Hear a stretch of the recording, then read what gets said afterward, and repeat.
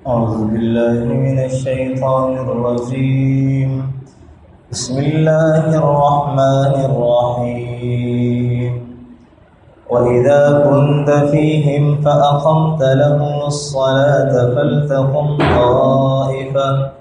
فلتقم طائفة منهم معك وليأخذوا أسلحتهم فإذا سجدوا فليكونوا من ورائكم ولتأت طائفة أخرى لم يصلوا فليصلوا معك وليأخذوا حذرهم وأسلحتهم ود الذين كفروا لو تغفلون عن أسلحتكم وأمتعتكم فيميلون عليكم ميلة واحدة ولا جناح عليكم إن كان بكم أذى من مطر أو كنتم مرضى أن تضعوا أسلحتكم وخذوا حذركم إن الله أعد للكافرين عذابا مهينا فإذا قضيتم الصلاة فاذكروا الله قياما وقعودا وعلى جنوبكم فإذا اطمأننتم فأقيموا الصلاة إن الصلاة كانت على المؤمنين كتابا موقوتا آمنت بالله صدق الله مولانا العظيم. سورہ نساء کی آیت نمبر 102 اور 103 آپ حضرات کے سامنے تلاوت کی ہے. گزشتہ آیات کے اندر جہاد کا تذکرہ تھا اور سفر کی نماز کا تذکرہ تھا کہ حالت سفر میں نماز قصر کر لینا ضروری ہے، پوری نماز پڑھنا جائز نہیں ہے. اس کے بعد یہاں پر صلاۃ الخوف کا طریقہ اللہ نے قرآن میں بیان فرمایا ہے. صلاۃ الخوف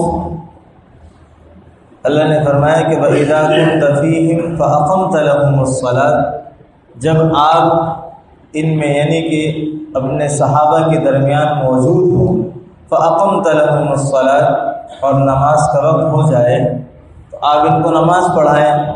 اور فَلْتَقُمْ طَائِفَةٌ مِّنْهُمْ، ان میں سے ایک طائفہ، ایک جماعت وہ آپ کے ساتھ نماز پڑھے. وَلْيَأْخُذُوا أَسْلِحَتَهُمْ، اور وہ جماعت اپنے ساتھ ہتھیار، اسلحے اپنے ساتھ جسم پر باندھے رکھے. فَإِذَا سَجَدُوا فَلْيَكُونُوا، اور جب پہلی رکعت کے 2 سجدے جب ایک جماعت مکمل کر لے، فَلْيَكُونُوا مِنْ وَرَائِكُمْ، اللہ فرماتے ہیں کہ یہ جماعت پیچھے کی طرف نکل جائے. وَلْتَأْتِ طَائِفَةٌ أُخْرَى، اور دوسری جماعت، دوسرا طائفہ آ جائے. لم یصلوا، جنہوں نے نماز نہیں پڑھی، فلیصلوا معک، اور وہ اللہ کے رسول کے ساتھ نماز پڑھے. ولیأخذوا حذرهم واسلحتهم، اپنے بچاؤ کا سامان اور اسلحہ اپنے ساتھ رکھے. وَدَّ الَّذِينَ كَفَرُوا لَوْ تَغْفُلُونَ عَنْ أَسْلِحَتِكُمْ وَأَمْتِعَتِكُمْ فَيَمِيلُونَ عَلَيْكُمْ مَيْلَةً وَاحِدَةً وَدَّ الَّذِينَ كَفَرُوا، کافر تو یہ چاہتے ہیں، لَوْ تَغْفُلُونَ، اگر تمہیں غفلت میں پالے اور کہ تمہارے پاس اسلحہ نہیں ہے، ساز و سامان نہیں ہے، فَيَمِيلُونَ عَلَيْكُمْ مَيْلَةً وَاحِدَةً، وہ ایک بار میں تم پر حملہ کر کے تم کو ختم کر دیں. یہ آیت کے چند الفاظ ہیں جس کے ترجمہ میں نے کیا. اس آیت کے شان نزول یہ ہے، حضرت ابو عیاش زرقی رضی اللہ تعالی عنہ نے بیان کیا ہے کہ ہم مقام عصفان میں تھے اللہ کے رسول صلی اللہ علیہ وسلم کے ساتھ، کہ سامنے سے مشرکین میں سے خالد بن ولید کی سرگردگی میں ایک لشکر آ گیا. اس وقت تک حضرت خالد بن ولید مسلمان نہیں ہوئے تھے. اب فرماتے ہیں کہ ہم ایسی جگہ میں تھے کہ دشمن جو ہمارے سامنے موجود تھا وہی ہمارا قبلہ رخ تھا، اور اس موقع پر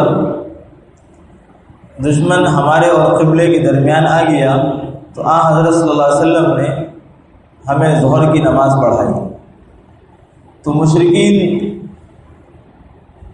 کہنے لگے کہ ہم سے بہت بڑی غلطی ہو گئی کہ مسلمان تو نماز پڑھ رہے تھے تو ہم نماز کی حالت میں ہی ان پر حملہ کر دیتے، تو یہ تو غفلت میں ہوتے اور ہم ایک دم سے ان پر حملہ کر کے ان کو مٹا دیتے، ختم ہو جاتا معاملہ اور جنگ بھی ہم جیت جاتے. مگر چونکہ وہ ایسا نہیں کر سکے تو خالد بن ولید نے اپنے ساتھیوں سے کہا کہ ان کی ایک اور نماز کا وقت آنے والا ہے، یعنی عصر کی نماز کا وقت ان کا آنے والا ہے. تو اس وقت میں جب یہ نماز کے لیے کھڑے ہوں گے تو پھر ہم یہی صورت اختیار کریں گے، کیونکہ نماز ان کو اپنی جانوں سے، اپنے بیٹوں سے اور اپنے دنیا کی تمام ساز و سامان سے زیادہ محبوب ہے. تو یہ اس میں ایسے منہمک ہوتے ہیں کہ ان کو پھر کسی چیز کی پرواہ نہیں رہتی. تو پھر ہم اس وقت ان پر حملہ کر دیں گے اور ہمارا مقصد حاصل ہو جائے گا. تو اسی دوران حضرت جبریل علیہ السلام یہ آیت مبارکہ لے کر کے نازل ہوئی، جس میں اس بات کی خبر بھی حضرت جبریل علیہ السلام نے آپ علیہ السلام کو دی کہ دشمن اس طرح کے مذموم مقاصد رکھتا ہے، وہ اپنے مذموم مقاصد کی تکمیل چاہتا ہے. تو ہم نے یعنی مسلمانوں نے احتیاط سے کام لینا ہے. چونکہ آپ علیہ السلام صحابہ میں موجود تھے اور صحابہ اکرام میں سے ہر صحابی یہ چاہتا ہے کہ میں اللہ کے رسول کے پیچھے نماز پڑھوں، تو اللہ نے اللہ کے رسول کی نماز اور جماعت امامت کو مد نظر رکھ کر کے حکم نازل فرمایا. چونکہ عصر کی نماز پڑھنی تھی اور حالت سفر میں 4 رکعت کے بجائے 2 رکعت پڑھنی ہے، تو اللہ نے حکم نازل فرمایا کہ مسلمانوں کے 2 لشکر ہو جائیں اور ایک لشکر دشمن کے سامنے رہے اور دوسرا لشکر پیچھے کی سائڈ پر آ جائے اور آپ علیہ السلام انہیں نماز پڑھائیں عصر کی. اور نماز پڑھانے کا طریقہ یہ ہو کہ یہ لشکر آ کر کے اللہ کے رسول کے ساتھ 1 رکعت نماز پڑھیں، اور جب یہ 1 رکعت آپ نماز پڑھا دیں 2 سجدے ان کے ہو جائیں تو یہ جماعت اٹھ کر کے دشمن کے مقابلے کے لیے سامنے چلی جائے اور دشمن کے سامنے والی جماعت پیچھے ہو کر کے یہ اللہ کے رسول کے پیچھے نماز پڑھنے کے لیے آ جائے. تو فرمایا تھا کہ لم یصلوا، جنہوں نے نماز نہیں پڑھی، بل یصلوا معک، کہ وہ اللہ کے رسول کے ساتھ آ کے نماز پڑھیں. اور اس میں ان کے آنے تک امام کو انتظار کرنا ہے. امام انتظار کریں گے یعنی اللہ کے رسول انتظار فرمائیں گے، نماز کی حالت میں بیٹھے رہیں گے. جیسے ہی وہ لشکر آ جائے گا اور اللہ کے رسول کے پیچھے صف بنا لے گا تو آپ کھڑے ہو جائیں گے اور کھڑے ہو کر کے ان کو 1 رکعت نماز پڑھائیں گے. اور جب آپ ان کو 1 رکعت نماز پڑھا کر کے سلام پھیریں گے تو یہ لشکر سلام نہیں پھیرے گا، یہ تحیات میں آپ کے ساتھ شامل رہے گا. آپ جب سلام پھیریں گے تو یہ لشکر سلام نہیں پھیرے گا، یہ لشکر اڑ کر کے چلا جائے گا دشمن کے مقابلے کے لیے. اور دشمن کے سامنے والا لشکر جو 1 رکعت نماز پڑھ چکا ہے وہ واپس آئے گا اور وہ آ کر کے اپنی نماز پوری کر لے. جب وہ اپنی نماز پوری کر کر کے چلے جائیں گے تو پھر جو دوسرا لشکر ہے جس نے دوسری رکعت پڑھی تھی وہ آ کر کے اپنی نماز کو مکمل کرے. یہ صرف اور صرف اس وجہ سے ہے کہ آپ علیہ السلام چونکہ نبی آخر الزمان ہے، آپ کا مقام اور مرتبہ صحابہ کے نزدیک اور صحابہ کی محبوبیت کہ وہ ہر کوئی آپ کے پیچھے نماز پڑھنے کا متمنی ہے، تو اس وجہ سے یہ صورت پیش آئی. اس لیے یہ طریقہ بیان کیا گیا. ہمارے دور میں اگر اس طرح کی صورتحال ہو تو اس میں ایک امام کے پیچھے 1 لشکر مکمل نماز پڑھ لے، پھر یہ لشکر چلا جائے، دوسرا لشکر آ کر کے دوسرے امام کے پیچھے نماز پڑھے۔ اگر ابھی بھی امام المجاہدین میں کوئی ایسا امام ہو کہ تمام مجاہدین اس کے پیچھے ہی نماز پڑھنے پر مصر ہو، اصرار کر رہے ہوں کہ ہمیں اسی امام کے پیچھے نماز پڑھنی ہے، تو پھر یہی طریقہ اختیار کیا جائے گا جو اللہ نے کتاب میں اپنے قرآن میں نازل فرمایا ہے۔ اور یہاں دو باتیں بڑی اہمیت کے ساتھ بیان کی کہ پہلا لشکر بھی جب آئے گا تو وہ اسلحہ اپنے ساتھ رکھے، جسم کے ساتھ باندھے رکھے اور نماز پڑھے، ایسا محسوس نہ ہونے دے دشمن کو کہ ہم تم سے غافل ہیں۔ اور دوسرے لشکر کو بھی یہ حکم دیا گیا وَلْيَأْخُذُوا حِذْرَهُمْ وَأَسْلِحَتَهُمْ، اپنے بچاؤ کا سامان اور اسلحہ اپنے ساتھ رکھو۔ ہاں، اور فرمایا کہ یہاں پر جتنا زیادہ نماز کی اہمیت کو بیان کیا، اس کے ساتھ ساتھ جماعت کی اہمیت کو بیان کیا گیا۔ ہاں، جنگ ہے، دشمن کا سامنا ہے، اس کے باوجود کیا کہا جا رہا ہے؟ تو نماز نہیں چھوڑنی ہے، اور دوسرا جماعت کے ساتھ پڑھنا۔ ہمارے ہاں تو ہم چھوٹی چھوٹی باتوں سے، چھوٹے چھوٹے عذر کی وجہ سے نماز کیا جماعت تو چھوڑ دیتے ہی، نماز بھی چھوڑ دیتے۔ جماعت کی اتنی اہمیت ہے کہ نماز تو چھوٹنی ہی نہیں چاہیے کسی حالت میں، مگر جنگ کی حالت میں جماعت بھی نہ چھوٹنے پائے، اتنی اہمیت جماعت کی اللہ نے بیان فرمائی۔ ہمارے نزدیک یعنی امام ابو حنیفہ رحمہ اللہ کے نزدیک جماعت سے نماز پڑھنا واجب ہے، جماعت سے نماز پڑھنا واجب ہے۔ نماز تو مسلمان سے چھوٹ جائے تو حدیث میں آتا ہے کہ ایمان مسلمان اور کفر کے درمیان، ایمان اور کفر کے درمیان فرق کرنے والی چیز نماز ہے۔ ہاں، بین الکفر والایمان ترک الصلاۃ، کفر اور ایمان کے درمیان فرق کرنے والی چیز وہ نماز ہے۔ تو بہت ہی زیادہ اہمیت کے ساتھ اللہ نے اس حکم کو بیان فرمایا ہے۔ اور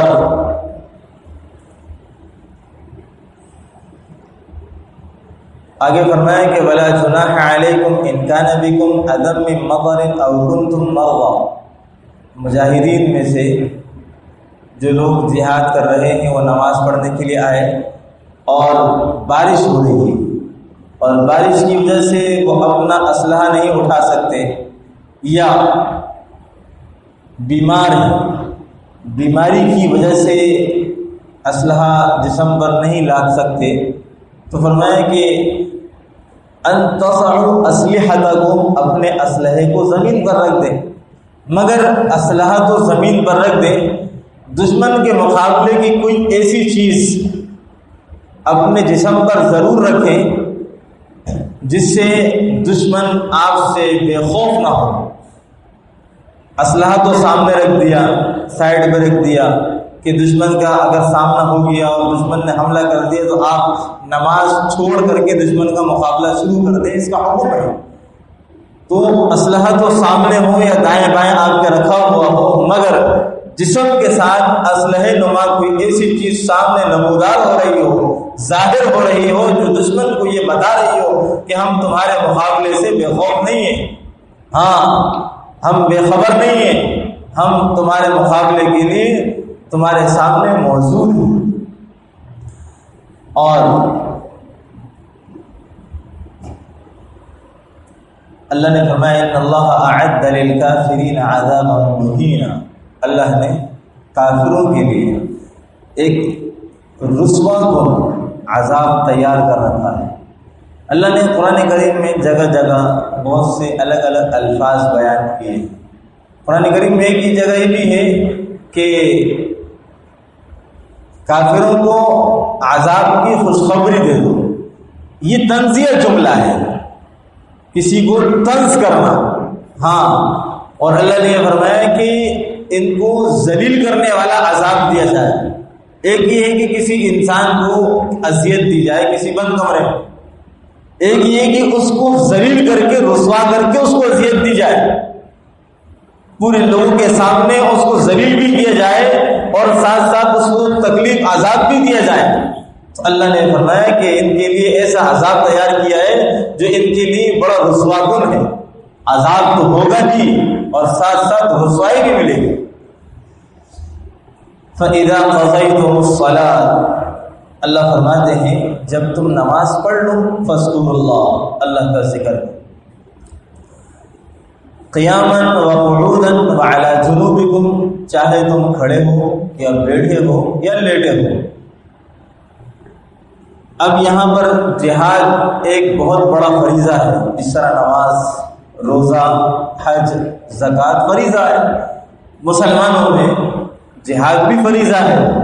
تو فرمایا کہ جہاد جیسے فریضے کو ادا کرتے ہوئے بھی اللہ فرما رہے ہیں تم نے نماز تو پڑھی نا، جہاد میں رہتے ہوئے نماز پڑھ لی، اللہ کا ایک حکم سے دوسرا حکم ادا کیا، مگر ساتھ ساتھ ذکر اللہ سے غافل نہیں ہونا ہے۔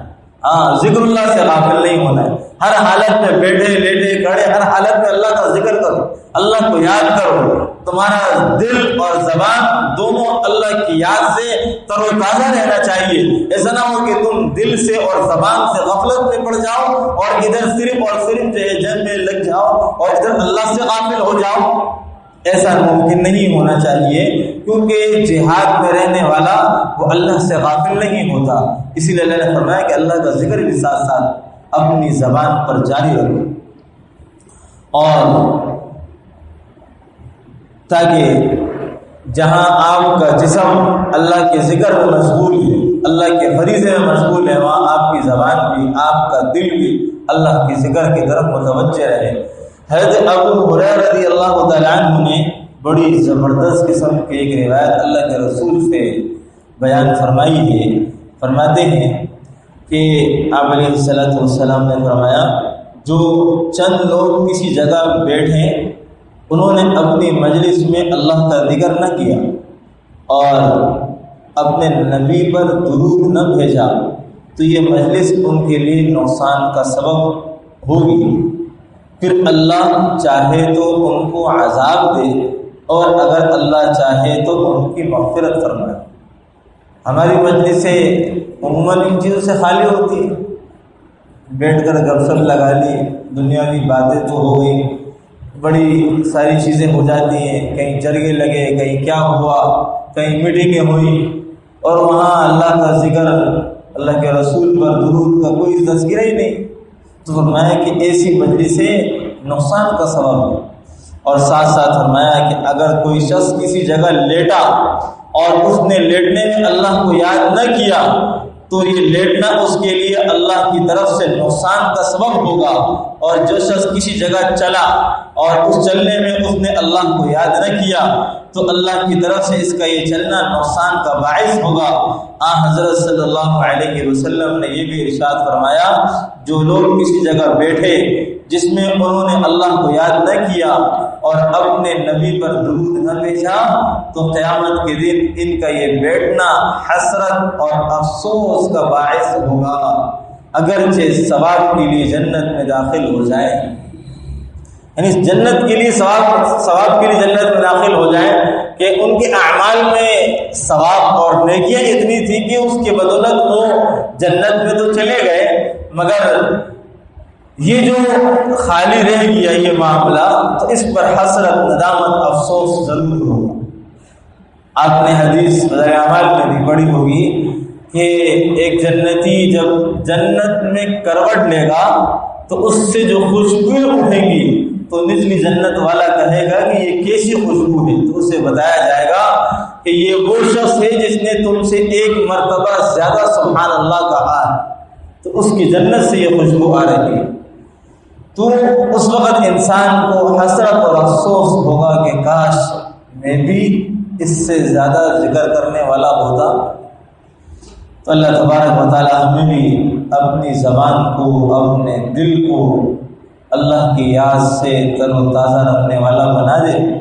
صوفیہ کرام انسان سے ذکر کرواتے ہیں اور جہاں زبان ذکر کرتی ہے تو وہ یہ زبان کے ذکر کی ضربیں وہ انسان سے لگواتے ہیں تاکہ اس کا دل بھی ذکر پر جاری ہو جائے اور ہر دھڑکن کے ساتھ اللہ کی آوازیں نکلیں۔ ہاں، اتنا ذکر کرایا جاتا ہے، اتنا ذکر کرایا جاتا ہے کہ چلنے والا دل بھی اس کی دھڑکنوں سے محسوس ہو کہ اس کی دھڑکن بھی اللہ اللہ کہہ رہی۔ اللہ بھی ہمیں اس چیز کی کا لطف نصیب فرما دے۔ اور آگے فرمایا کہ فَإِذَا اطْمَأْنَنْتُمْ فَأَقِيمُوا الصَّلَاةَ، اور جب تم نماز سے اطمینان حاصل کرو، جب تم اطمینان حاصل کر لو فَأَقِيمُوا الصَّلَاةَ، نماز قائم کرو۔